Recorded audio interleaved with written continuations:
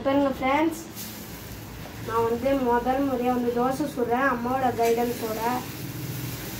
நீங்களும் இந்த மாதிரி தோசை சுடணும்னா அம்மாவோட கைடன்ஸோடய சுடுங்க. இல்லைனா பக்கத்தில் பெரியவங்க யாராவது வச்சுன்னு சுடுங்க. இல்லைன்னா உங்களோட கை சுட்டுக்கும்.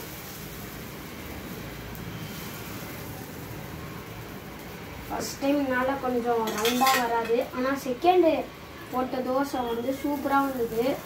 கொஞ்சோண்டு எண்ணெய் ஊற்றிக்கலாம், அதுவும் சுற்றி ஊற்றிக்கலாம்.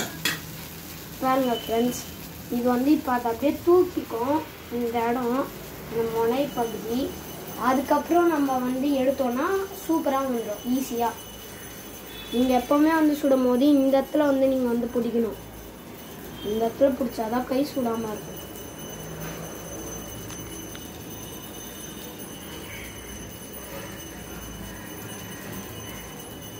இப்போ எடுத்துடலாமா?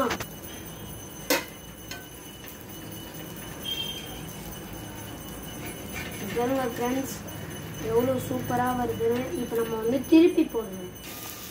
போட்டாச்சு. நான் வந்து ஏற்கனவே வந்து இன்னும் கொஞ்சம் நிறைய வந்து எண்ணெய் ஊற்றுனதுனால இப்போ நம்ம வந்து இப்படியே விட்டா போதும். இந்த எண்ணெய்லாம் அதை அப்படியே ஒட்ட விடாமல் பார்த்துக்கும்.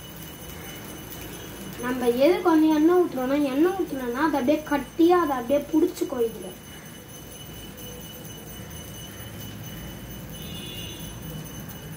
இங்கே பாருங்க ஃப்ரெண்ட்ஸ், இதுதான் ஃப்ரெண்ட்ஸ் நான் வந்து ஃபஸ்ட்டு, இது வந்து லாஸ்ட்டாக போட்ட தோசை, இது வந்து செகண்ட் போட்ட தோசை, இது வந்து ஃபஸ்ட்டு போட்ட தோசை. இப்போ வந்து ஃபோர்த்து தோசை போடுறேன். இப்போ நம்ம வந்து தூக்கிடலாமா? இங்கே பாருங்க, நான் வந்து ஏற்கனவே கொஞ்சம் நிறைய எண்ணெய் ஊற்றுனதுனால திருப்பியும் நம்ம வந்து திருப்பி போட்டுட்டு அதுக்கப்புறம் இதை நம்ம வந்து